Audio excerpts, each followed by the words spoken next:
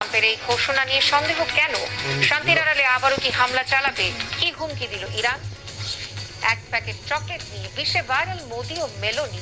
তুমুল আলোচনা চলছে নেটিজেনদের মাঝে। চকলেটের নাম নিয়ে কি হয়েছে? আসসালামু আলাইকুম, দেখছিলেন বাংলাদেশ ওয়ার্ল্ড নিউজ হেডলাইন। এবারে বিস্তারিত। ইরানের উপর ও আমেরিকা ইসরায়েলের সেনা হামলার কড়া নিন্দা জানিয়ে একে সম্পূর্ণ অবৈধ হিসেবে উল্লেখ করেছেন রুশ প্রেসিডেন্ট ভ্লাদিমির পুতিন ও চীনের প্রেসিডেন্ট শি জিনপিং। বুধবার যৌথ এক বিবৃতিতে ইরানের ওপর হামলাকে আন্তর্জাতিক আইন এবং আন্তর্জাতিক সম্পর্কের মৌলিক নীতিমালার চরম লঙ্ঘন হিসেবে উল্লেখ করেন দুই নেতা। মার্কিন প্রেসিডেন্ট ডোনাল্ড ট্রাম্পের চীন সফরের এক সপ্তাহের মাথায় বুধবার চীনে যান রুশ প্রেসিডেন্ট। বৈঠকের পর এক যৌথ বিবৃতিতে দুই নেতা ইরানের ভেতরে চালানো মার্কিন হামলা মধ্যপ্রাচ্যের আঞ্চলিক স্থিতিশীলতাকে মারাত্মকভাবে বিপন্ন করছে বলে কড়া নিন্দা জানান।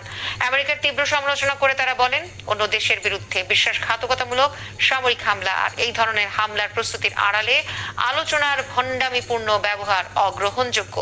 এছাড়া সার্বভৌম রাষ্ট্রগুলোর নেতাদের গুপ্ত হত্যা, এই রাষ্ট্রগুলোর অভ্যন্তরীণ রাজনৈতিক পরিস্থিতির অস্থিতিশীলতা ও শাসন ব্যবস্থা পরিবর্তনের উস্কানি এবং বিচারের জন্য জাতীয় নেতাদের নির্লজ্জভাবে অপহরণের কড়া সমালোচনা করেন তারা।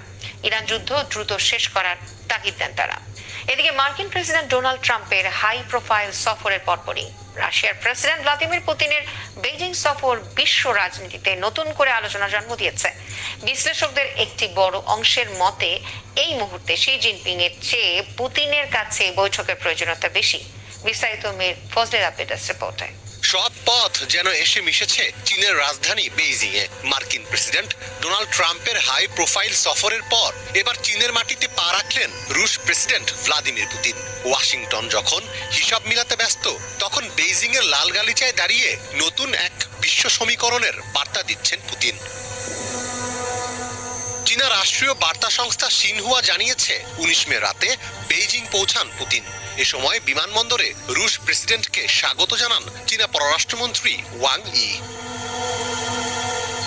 2001 সালের সুপ্রতিবেশী ও বন্ধুত্বপূর্ণ সহযোগিতা চুক্তির 25 বছর পূর্তি উপলক্ষে আয়োজিত অনুষ্ঠানে যোগ দেওয়াই এই সফরের অন্যতম উদ্দেশ্য। তবে পর্যবেক্ষকদের মতে আনুষ্ঠানিকতার চেয়েও বেশি গুরুত্ব পাচ্ছে দুই নেতার বৈঠক। ট্রাম্পের সফরের পরপরই রাশিয়ার প্রেসিডেন্ট ভ্লাদিমির পুতিনের বেইজিং সফর বিশ্ব রাজনীতিতে নতুন করে আলোচনার জন্ম দিয়েছে। বিশ্লেষকদের মতে সময়টা যেমন গুরুত্বপূর্ণ, তেমনি এর কূটনৈতিক বার্তাও বেশ স্পষ্ট। বেইজিং এখন এমন এক কূটনৈতিক অবস্থানে পৌঁছেছে যেখানে তারা প্রতিদ্বন্দ্বী শক্তিগুলোর সঙ্গে সমানতালে সম্পর্ক বজায় রাখতে পারছে। ট্রাম্পের সফরের পরপরই পুতিনকে স্বাগত জানানো সেই সক্ষমতারই ইঙ্গিত। এতে কোনো সন্দেহ নেই যে এই সফরের সময়সূচি নির্ধারণের ক্ষেত্রে চীন ও রাশিয়া বেশ চতুরতার পরিচয় দিয়েছে। ডোনাল্ড ট্রাম্পকে আসলে বেশ কায়দা করে মাঝখানে চেপে ধরা হয়েছে, কারণ তিনি বেজিং এ পৌঁছানোর ঠিক আগেই সেখানে এসেছিলেন ইরানের পররাষ্ট্রমন্ত্রী। আর ট্রাম্প বিদায় নিতেই পা রাখলেন রুশ প্রেসিডেন্ট। বেজিং এর এই কূটনীতি সত্যি বেশ নজর কাড়া। পুরো বিশ্বের সামনে এই দৃশ্য দেখাতে তারা দারুণ উপভোগ করছে। নিজেদের দেশের জনগণের সামনে ক্ষমতা জাহির করার এই সুযোগ তারা হাতছাড়া করতে চাইছে না। ধারণা করা হচ্ছে এই সফরে অন্যান্য বিষয়ের চেয়ে চীনের সাথে সাইবেরিয়ান গ্যাস পাইপলাইন চুক্তির উপর বেশি জোর দেবেন পুতিন।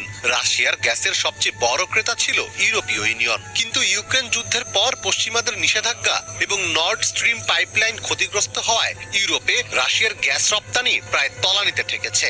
বিশাল এই আর্থিক ক্ষতি পুষিয়ে নিতে রাশিয়ার কাছে এখন চীনের মেগা মার্কেটের কোনো বিকল্প নেই।